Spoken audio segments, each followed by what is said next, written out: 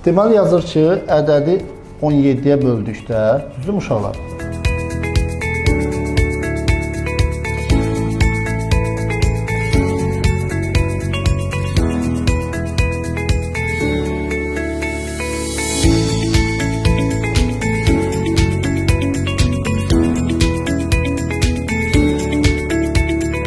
Beşin üstə 4 gələndə 9, 9-un üzərinə 2 gələn neçələdir?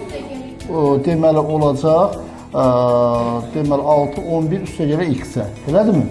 İndi 11-in üzərindən nə gəlsək, 3-ə qalıqsız bölünəcək. Bəli, deməli olacaq x bərabərdir 1. Növbəti ədədi tapmaq üçün həmin bu 1-i 3 vahid artırırıq. 11-in üstə 1-in üstə 3 gələndə 4 edəcək. Baxın, 11-in üzərinə 4 gələ neçə elədir?